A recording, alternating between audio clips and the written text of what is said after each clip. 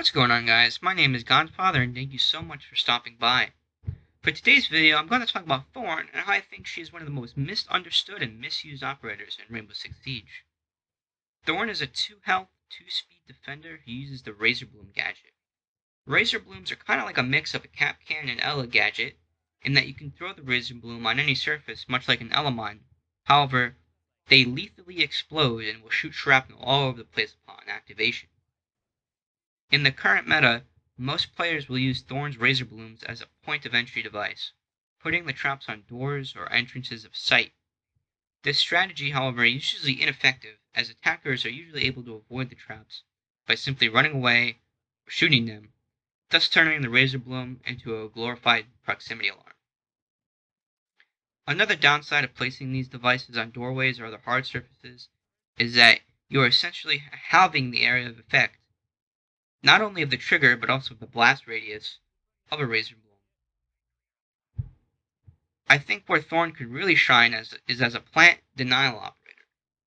Thorn has the ability to make holes in floors and is able to throw her gadget on the beams of soft floors so that they can be used to detonate below foes' feet. Using her traps this way also makes full use of the blast radius, as one side of the blast is not blowing up into a wall. This makes it much harder for opponents to escape, as no matter which way they run, they're still going to be running into a direction that the blast will go. It is also much harder to locate and shoot the Razor Blooms when they're below you, due to the bulletproof beams that protect them. Now, you can use this strategy on many sites that will have soft floors and common plant spots. Take, for instance, Villa on the Games and Bar site. You can put a trap below the vault and bar default spots, as well as by the game table. You may not get a kill every time with this strategy, however I have found it to be more consistent in terms of getting kills. In this situation, even if the trap does not kill, you are at the very least denying a plant as well as gaining information as where the enemy is. In terms of operators that counter this strategy, operators that like to play below, such as IQ and Buck, are going to give you the biggest problem. Overall, the gadget is very hard to see when it's wedged in the floor, so many attackers who are going to play below are going to miss it. Even if you get drones, it can still play into your favor, as the enemy team is either going to have to plant in a more exposed area to avoid the trap, or they're going to have to waste time to find and destroy all of them. The attacking team may also split off to find the traps, which will help you and the other roamers on your team. They'll put them in a really good spot, because you're going to be putting more one-on-one gunfights. If you're playing on a site with hard floors, you can still put her traps in default spots. Just make sure that they have a wide area of effect and that they're well hidden. And this can be in places like shelving units or desks. Another effective way to use Thorn is in a very similar way to Frost. And what I mean by this is placing the Razor Blooms on the floor below windows and shields, so that when an enemy hops over, a device is triggered. Again, you're putting the trap on the ground to extend the area of effect. The Razor Bloom actually triggers while the attacker is in the vaulting animation, so this can really be a hard trap to avoid. Razor Blooms are a lot smaller than Frost Mats, so it's a lot harder for the enemy to shoot them mid-jump.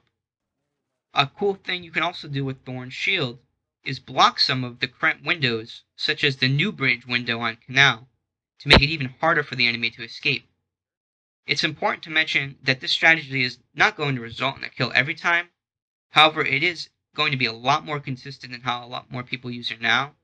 And at the very least, you're again going to get some information on where the enemy is. In terms of Thorn's loadout and utility, she doesn't really have a bad option. Her 50 caliber UZK, it's a solid weapon, it hits hard, and it's fairly accurate. It also has soft destruction, so you can set up your Razor Blooms, which is a nice touch. It's a really good gun. It's probably in the upper tiers of defender weapons. That being said, I use the M870 as my primary weapon. I promise I don't use the shotguns for every operator. However, when it comes to Thorn, I just think the M870 fits her playstyle better.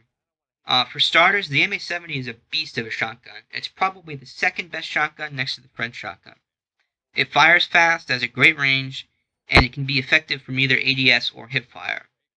It also allows Thorn to set up rotates, and it's going to be more efficient in setting up rotates It's going to be more efficient in setting up her gadgets as well.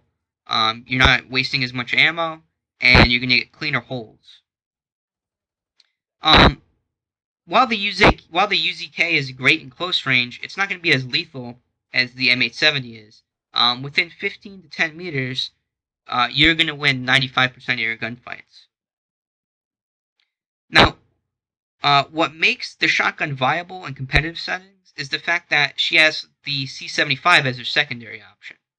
Now, I know the gun gets a bad rap because of the sight, but it has a great fire rate, great damage output, and it has manageable recoil. If you can get used to the sight, the C75 can be a great long or medium range option. It actually has one of the higher DPSs in the game.